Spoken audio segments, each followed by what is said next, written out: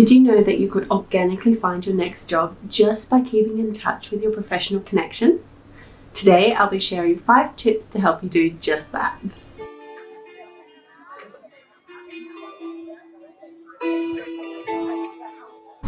Hi everyone, if we're just meeting, I'm Jade and this is my channel Misskoko the Librarian, where I help job hunters and small businesses create a rockin' online presence that increases their visibility, impact and reach. If that sounds like you, click the subscribe button and let's talk about maintaining your professional connections.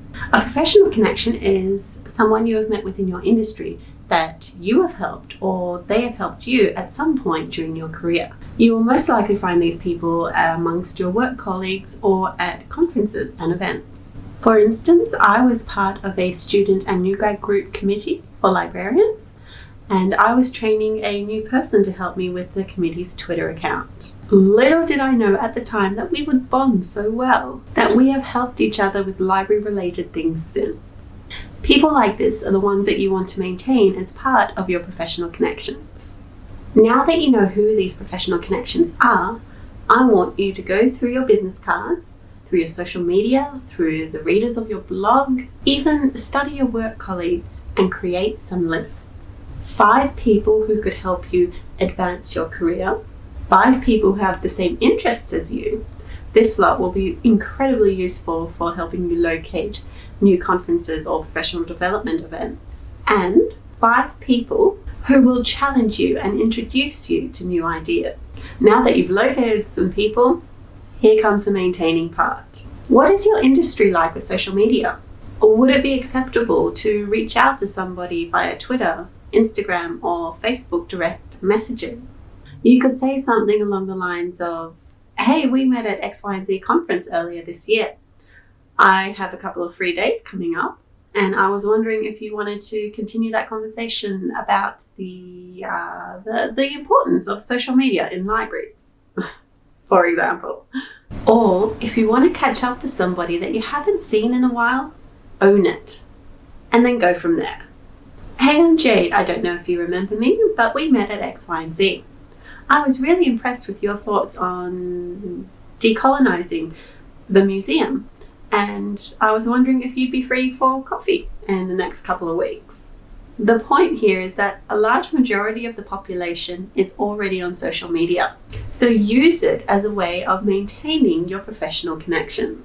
And let's not forget, with social media, there's the added benefit of being able to connect with people across the world. You can quite easily follow somebody and participate in the conversations that they have on their profile page. By commenting on what they put out there, you are putting yourself front and center in their mind. And then, of course, there's good old email. Do not discount the power of email.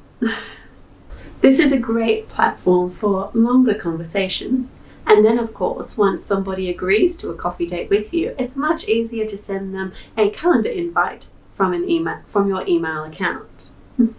When you're using email to keep in touch, ask questions. Find out what has inspired your professional connection lately, or if they saw something that made them think, Remember, it's all about keeping that conversation going and developing a relationship so that they and you feel comfortable forwarding on little tidbits of information that may be of interest to each party, or either party, later on. You will notice in all of my examples that I'm initially getting in touch online, but then encouraging my professional connections to meet face to face. There is nothing better than a face-to-face meeting for solidifying you in a person's memory. I have found that it's much easier to build connections once you've had a chance to meet. If you do have trouble getting coffee dates, then say the coffee is on you, and undoubtedly your networking calendar will be filled every month. The aim of this type of connection building is to have 5 to 7 people you know will look out for you within your industry. You are making new friends, but for your professional career and not your social calendar. For example, I know I can count on Steph to bounce all my weird and wacky ideas off. You know, that person I trained for Twitter with that committee I mentioned before? I can count on Hayley and Gemma to pass on any job opportunities that they see. I can count on Saffron and Kelly to inspire and challenge me because I've taken the time to build those professional connections. And I hope at the end of the day, they can say I do the same for them too. So let's recap. How do you build professional connections that will support your career? Well, first of all, use social media to be social with them. Use email to keep the conversation going. Always encourage them to meet with you for a coffee, or in my case, a hot chocolate. And make sure you're always adding value to the relationship. Be a giver, not a taker. I hope you are feeling inspired to get out there and make some lasting professional connections that will help your career grow. And remember to always be curious and don't forget to be awesome.